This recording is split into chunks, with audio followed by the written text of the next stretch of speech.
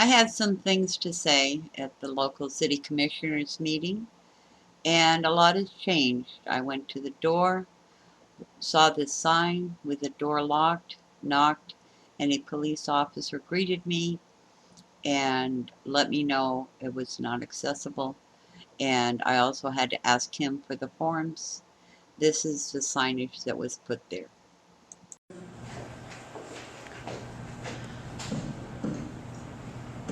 Ms. Liz Paray, please. Ms. Paray?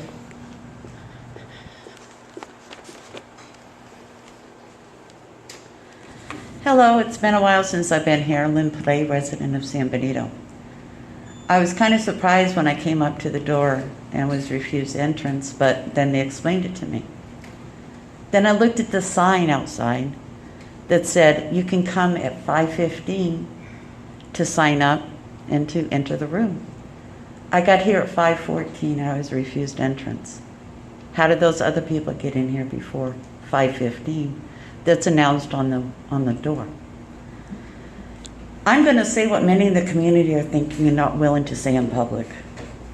First of all, I not think all cops are bad, but there are bad cops everywhere. Second, boy, isn't the city lucky? Given the current upheaval and disgust of an excessive force by cops, the SBPD did not receive the attention of the nationwide media. Remember Ricky Trevino. I'd like to question item 16 regarding a proposed memo of understanding to adopt a schedule change for law enforcement personnel as a pilot project.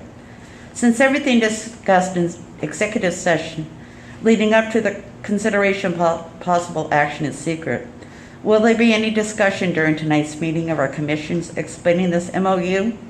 Any discussion and specifics of this proposal to the children you all serve? We need a culture shift, putting citizens first. Today, the federal government announced a new executive order, Safe Policy, Policing for Safe Communities. It's over 2 pages long. It directly affects us today. I suggest if you haven't read it, that you read it. I can give you a copy if you need to. Also, the Texas AG office is proposing an independent civil rights unit. But getting to the city of San Benito, and I'm short on time, is I think that you should be inclusive of the city citizens. For a police policy manual review, accountability for the city website, webpage is grossly outdated. Accountability and transparency is not there. The budget is coming up. There may be some budgetary items that need to be adjusted, and we as citizens know nothing about it. The check register has not been updated since 2017. I propose there's a citizens review board to keep politics out of it, that is long-term sustainable change, to be included a process and updated on police reform and review. And also I think we should be included in picking a new police chief so there would no longer be any appearances of impropriety. Thank you. Thank you, Ms. Paray.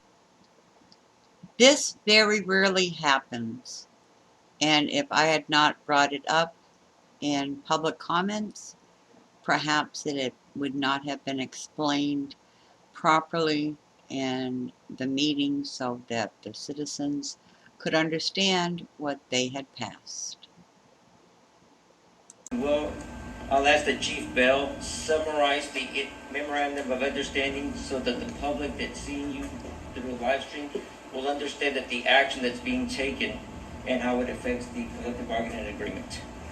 Mr. Bell? Okay. Yes, Mayor and Commissioners. Okay, what this is a 12-week trial period at which we're going to put the patrol officers on 12-hour schedules. The benefit of that is going to still be an 80-hour work week, and it will actually change the 10-day working period down to 7 days. It gives the officer, every patrol officer will have every other weekend off. We believe that this is going to be as strictly for a trial. It's a 10 week after 10 weeks. TMPA, who conducted the initial survey, they gave us the results that said the majority of the department is in favor of giving it a try. TMPA will come in and conduct another survey. If the majority of the officers are still satisfied and like the 12-hour schedule, then we will come back before and extend the MOU until we go into contract negotiations with the association next year.